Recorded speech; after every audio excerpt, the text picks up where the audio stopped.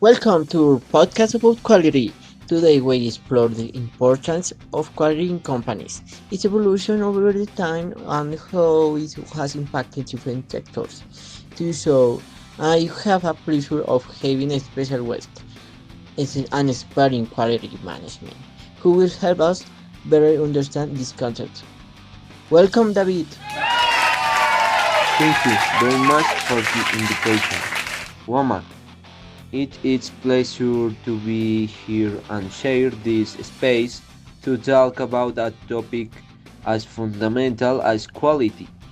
Many times when we hear this word, we think only of products without defects or well execute service. But quality goes much further. It's as a process of continuous improvement that involves customer satisfaction, resource optimization, and efficiency in production and service delivery process.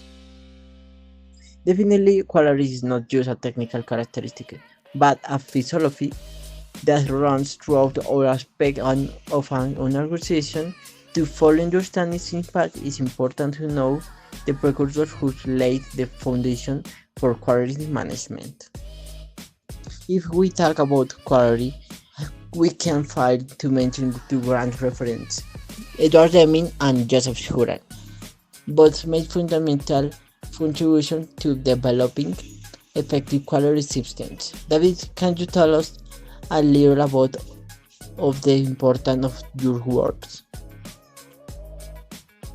Of course, Deming is considered the father of modern quality, especially for his work in Japan after World War II. He introduced concepts such as the PDCA cycle, um, is plan, do, check, act, which helps companies to continuously improve their process. He also stresses the importance of making decisions based on data, statistics, rather than just relying intuition or experience. On the other hand, Juran focused on quality management from a strategic point of view. His famous Juran trilogy established three fundamental pillars: quality planning, quality control, and quality improvement. That is, Juran taught that quality does not only depend operators of final controls, but is responsibility shared by the entire company from senior management to the most operational levels. It is interesting to see how both are different but complementary approaches while the main emphasis in static and continuous improvement. Students worked on a quality from planning and organizational management. Let's talk a little more about the history and trajectory of these two words reference. How did they manage to influence this industry so much? Deming's story is fascinating. After World War II, Japan was in economic crisis and urgently needed to improve the quality of its products in order to compete in the global market.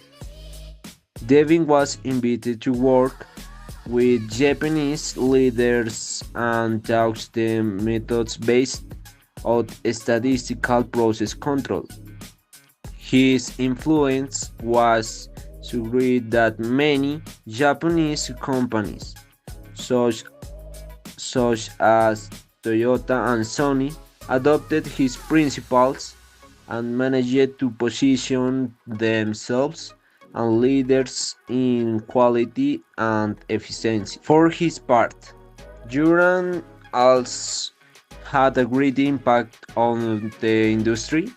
His approach was more direct toward business Management promoted the importance of quality culture with organization, and his teachings were adopted by many companies in the United States and Europe, helping to reduce costs, increase productivity, and improve customer satisfaction. It's impressive to see how his ideas were transformed not only in individual companies but in entire economies. Japan went from being a country with low quality production to becoming a world reference in innovation and excellence. Now that we know your history, we know your main contributions. What do you consider to be the greatest contribution to quality? This shows that equality is not a static concept, but something that evolves and adapts to the needs of each organization. Deming introduced several revolutionary concepts. One of the most important is his deep knowledge system, which states that organizations must understand their process in deep and make decisions based on data. He also promotes the 14 points of Deming, a set of principles that help improve quality in companies. On the other hand, Juran left us with the idea that quality is the responsibility of the entire organization, not just the quality control department. His Juran trilogy remains of reference as business managing today. But did a great job laying the foundation for modern quality. Their principles are still applied in many industries today. Will you say their approach were complementary? Absolutely. While the mind works more on the technical and statistical part, Juran approached quality from an organizational perspective, but both agreed that quality is not a simple error control, but a long-term strategy to improve the process and com- competitiveness of company. To close, what the lesson do they mean and Huron leave us?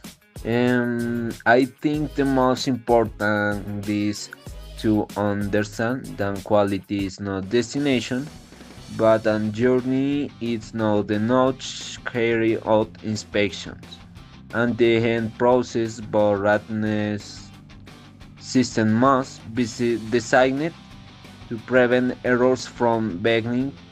In addition,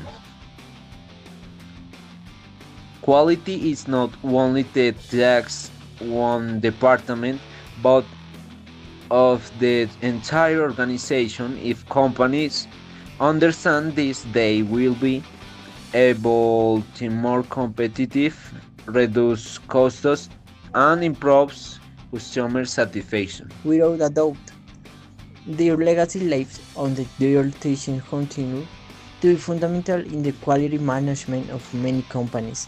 David, thank you very much for joining us today and for sharing your knowledge. Thank you for the invitation. It was pleasure to talk about this satisfying topic. Thank you, Omar. And to everyone listening, thank you for joining us in this episode about quality. We'll hear from you in the next episode.